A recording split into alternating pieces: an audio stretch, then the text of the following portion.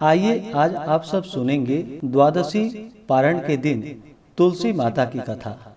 जो भी भक्त सच्ची श्रद्धा के साथ भगवान विष्णु का पूजन करते हैं, भगवान शालिग्राम का पूजन करते हैं, माता तुलसी का पूजन करते हैं, एकादशी का व्रत करते हैं, इससे भगवान श्री हरि विष्णु अति प्रसन्न होते हैं और अपना कृपा प्रदान करते हैं।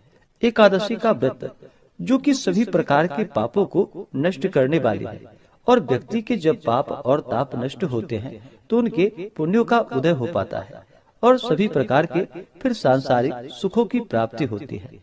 हिंदू धर्म में तुलसी का बड़ा ही विशेष महत्व माना गया है। माता तुलसी जो कि अपने भक्तों के सभी प्रकार के पापों को नष्ट करने वाली है और भगवान विष्णु को जो कि तुलसी दल अति प्रिय होता है।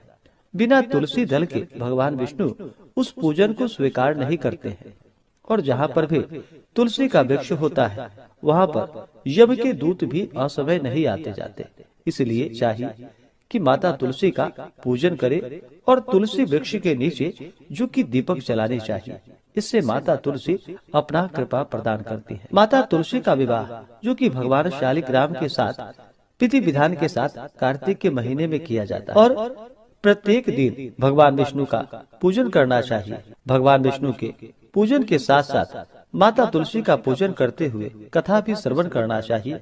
इससे भगवान विष्णु और माता तुलसी का कृपा प्राप्त होता है। तो आइए सुनते हैं द्वादशी पारण के दिन तुलसी माता की कथा। तो बोलिए प्रेम से माता तुलसी की जय, भगवान श्री हरि विष्णु की जय, माता लक्ष्मी की जय, भगवान शालिग्राम की जय, एकादशी माता की जय, सर्व देवी देवता की जय।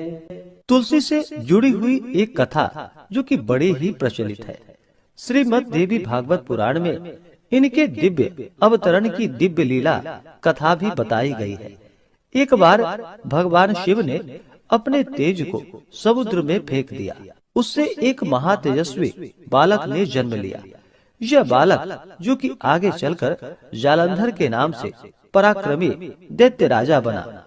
इसकी राजधानी का नाम जो कि जालंधर नगरी पड़ा। दैत्यराज काल नेमी की कन्या वृंदा का विवाह जालंधर से हुआ। जालंधर जो कि महाराक्षस था, अपनी सत्ता के मद में चूर होकर उसने माता लक्ष्मी को पाने की कामना से युद्ध किया, परंतु समुद्र से ही उत्पन्न होने के कारण माता लक्ष्मी ने उसे अपने भाई के रूप में स्वीकार किया। वहां से फिर पराजित होकर वह माता पार्वती को पाने की लालसा से कैलाश पर्वत पर पहुंच गया। भगवान देवादिदेव शिव का ही रूप धारण कर माता पार्वती के समीप गया, परंतु माता ने अपने योग बल से उसे तुरंत ही पहचान लिया तथा वहां से अंतर ध्यान हो गई। देवी पार्वती ने क्रुद्ध होकर सारा वृतांत भगवान विष्णु को सुनाया। जालंधर की पत्नी वृंदा अत्यंत ही पतिव्रता स्त्री थी। उसी के पतिव्रत धर्म की शक्ति से जालंधर ना तो मारा जाता था और ना ही पराजित होता था। इसलिए जालंधर का नाश करने के लिए वृंदा के पतिव्रत धर्म को भंग करना बहुत ही जरूरी था। इसी कारण भगवान विष्णु ऋषि का वेश धारण कर वन में पहुँचे। वहाँ वृंदा अकेली ही भ्रमण कर रही थी, वहाँ पर घूम रही थी। भगवान के साथ दो मायावी राक्षस भी थे, जिन्हें देखकर वृंदा भयभीत हो गई। ऋषि ने वृंदा के सामने पल में दोनों को भस्म कर दिया। उनकी शक्ति को देखकर वृंदा ने कैलाश पर्वत पर महादेव के साथ युद्ध कर रहे अपने पति जालंधर के बारे में पूछा। ऋषि ने अपने माया जाल से दो वानर को प्रकट किए। एक वानर के हाथ में जालंधर का सिर था तथा दूसरे के हाथ में धड़ था। अपने पति की यह दशा को देखकर वृंदा मूर्छित होकर वहीं पर गिर पड़ी। होश में आने पर उन्होंने ऋषि रूपी भगवान से विनती की कि वह उसके पति को जीवित करे। भगवान ने अपनी माया से पुनः जालंधर का सिर धड़ से जोड़ दिया, परंतु स्वयं भी वह उसी शरीर में प्रवेश कर गए। वृंदा को इस छल का जरा भी पता न चल पाया। जालंधर बने भगवान के साथ वृंदा पतिव्रता सा व्यवहार करने लगी, जिससे उसका सतीत्व भंग हो गया। ऐसा होते ही वृंदा का पति जालंधर, जो कि भगवान शिव से युद्ध कर रहा था, वह युद्ध में हार गया और मारा गया। इस सारी लीला का जब वृंदा को पता चला तो वह क्रुद्ध होकर भगवान विष्णु को, जो कि शिला होने का श्राप दे दिया तथा स्वयं भी सती हो गई। जब वृंदा भस्म हुई, वहाँ पर तुलसी का पौधा उगा। भगवान विष्णु ने वृंदा से कहा कि हे वृंदा, तुम अपने सतीत्व के कारण मुझे लक्ष्मी से भी अधिक प्रिय हो गई हो। अब तुम तुलसी के रूप में सदा ही मेरे साथ रहोगी।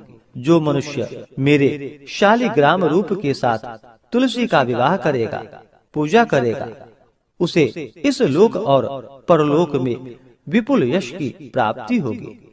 जिस घर में तुलसी होती है, वहाँ पर यम के दूत भी असमय नहीं आ जा सकते। गंगा व नर्मदा के जल में स्नान तथा तुलसी का पूजन बराबर माना जाता है।